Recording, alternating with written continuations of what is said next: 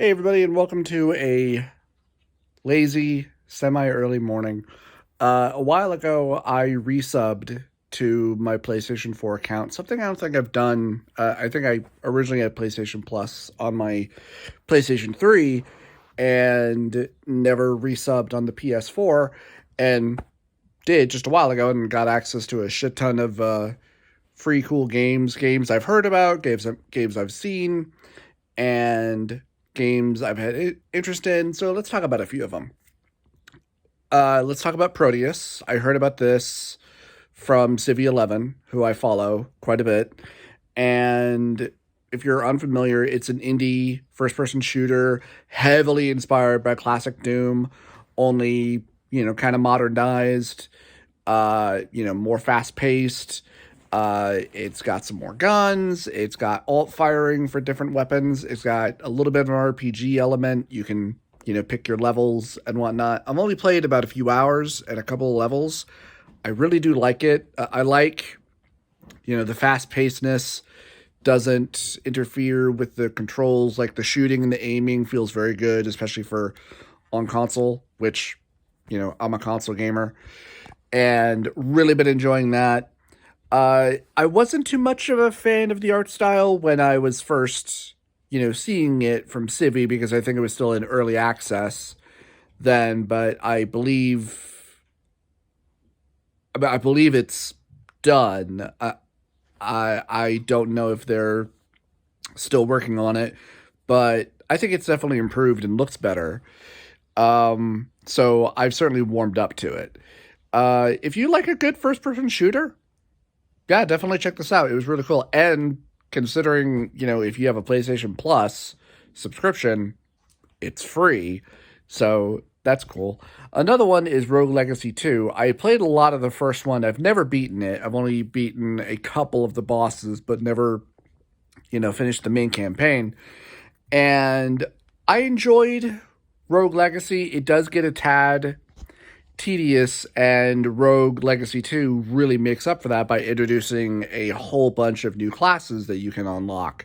So, because primarily, you're just playing as a swordsman in Rogue Legacy 1, and in its sequel, you can unlock a whole bunch of different classes that can use all sorts of different weapons and magic and all that, and all have different traits, which was kind of the same thing. People had traits and weaknesses, and that still carries over.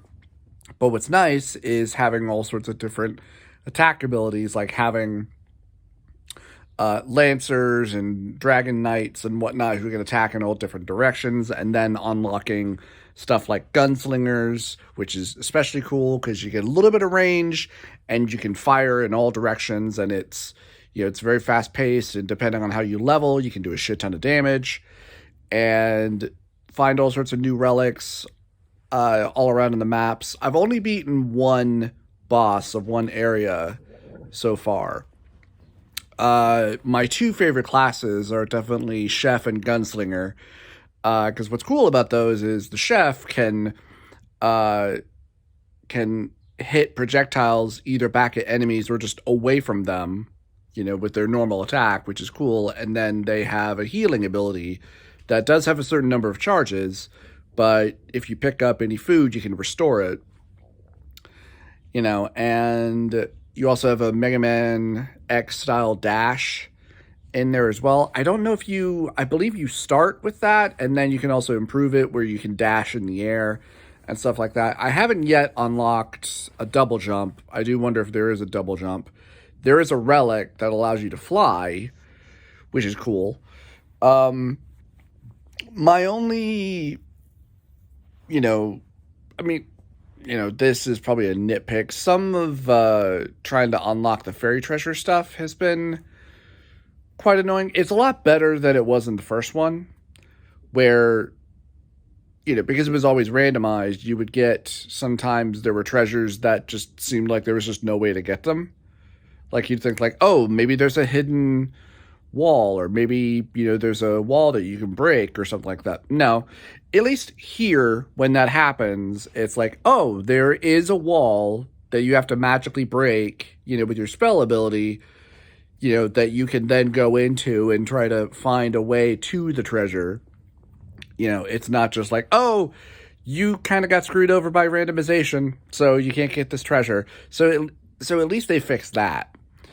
Um, so far, I've really only been able to explore one other level, uh, aside from the castle. I'm still playing it. I've really been enjoying it. I don't care so much for the Dragon Knights because their attacks, while strong, they're a tad slow and you can't move while you're attacking. Um, Overall, I really like it. I do definitely plan on playing more. Uh, I don't know if I'll be able to finish it, but I have definitely really been enjoying it. And then another one is called Haven. And I was pretty interested in this because, I like a good exploration RPG game. And this had a little bit of a story to it where you play as two lovers who ran away from their home to this and crash landed, well, kind of crash landed on this strange planet that they're trying to live on. And what is an interesting gimmick is that you can cosmetically change your characters at the start, where they can either be a straight couple, lesbian couple, or even a gay couple. I decided to go with a gay couple. And I mean, I don't imagine that really changes the story or the dialogue at all. It is rather nice that they gave the characters voices, so depending on the genders, that you choose, they obviously get different voices. So that's a very nice touch.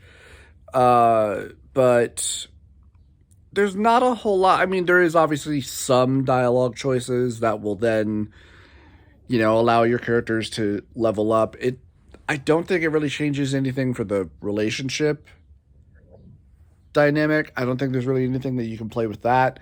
As you're playing the game, exploring the world, you can change which character who you're controlling, but that really doesn't change much. It would be nice if there was some gameplay differences between them, like maybe one was more physical and the other was more magical, or something like that. The exploration, sadly, really doesn't feel that good because you're having to, fly everywhere. Because you got these jet boots, and that's that's your equivalent of running, kind of. But it doesn't feel very good.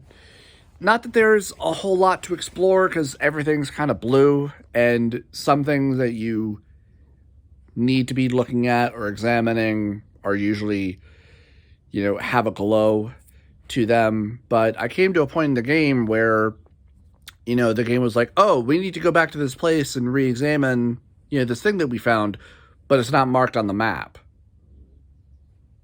Even though it's telling you to go there, normally a game would say like, oh, it was over here. Now, maybe that was on me, to mark that on the map.